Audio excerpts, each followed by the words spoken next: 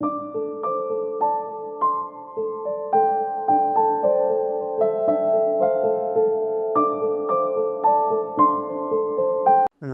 আমার নাম মলয় কুমার দে। আমার বাড়ি রেউদি, ফতেসিংপুর, গড়বেতা, পশ্চিম মেদিনীপুর।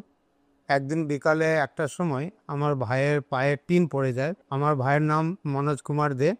ওই ভাই ফ্যাক্টরিতে কাজ করছিলেন, করতে করতে ওই উপর থেকে একটা টিন পায়ের উপর পড়ে যায় আর কি। পড়ে যেয়ে পায়ের ওই খুব বেশি পরিমাণে কেটে যায়। আমরা তৎক্ষণাৎ ওই রুরাল হসপিটাল গড়বেতাতে নিয়ে যাই, কিন্তু প্রচুর ব্লিডিং হচ্ছিল, ব্লিডিং বন্ধ হচ্ছিল না। ব্লিডিং দেখে ওনারা বললেন এখানে তো কিছু করা যাবে না, সার্জিক্যাল ব্যাপার, আপনি অন্য কোথাও নিয়ে যান। তো ওখান থেকে আমার এক রিলেটিভস এখানে কাজ করতেন, তার থ্রু দিয়ে ডক্টর সব্যসাচী বসু মহাশয়ের নাম্বার পাই। ওনার সঙ্গে কন্ট্যাক্ট করা হয়। উনি বললেন রাত্রিবেলায় আপনি নিয়ে আসুন। তো আমরা এখানে লগভগ রাত 8টার সময় এসে পৌঁছাই। 8টার সময় এমার্জেন্সিতে পৌঁছাই। 9টা সাড়ে 9টার সময় ডাক্তারবাবু ওটা চেক করেন। চেক করে বললেন না, এখনই ইমিডিয়েট এটা ওটি করতে হবে, প্রচুর ব্লিডিং হচ্ছে, ব্লিডিং বন্ধ ওটি না করলে করা যাবে না।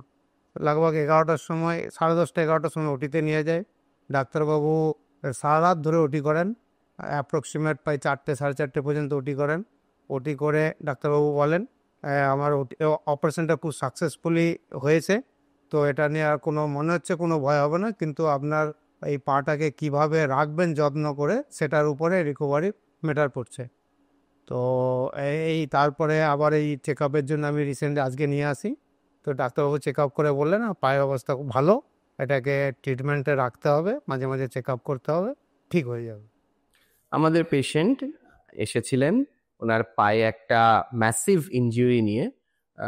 বড় তিল ওনার পায়ে পড়ে যায়, এবং আমাদের কাছে যখন আসে এরকম ব্লিডিং ছিল যে he was almost lying in a pool of blood in the emergency.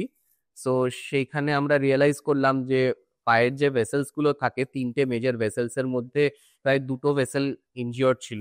এছাড়া আমাদের যে টেন্ডেন্স থাকে পায়ে, যেটার জন্য আমরা হাঁটতে পারি, সেই টেন্ডেন্স গুলো সব কটাই প্রায় কাটা ছিল।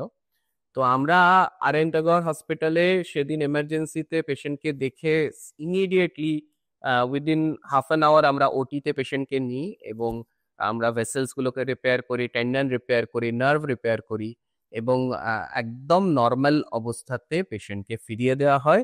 এখন পেশেন্ট হাঁটছে এবং খুব ভালো আছে, কোনো রকম সমস্যা নেই। Thank you very much.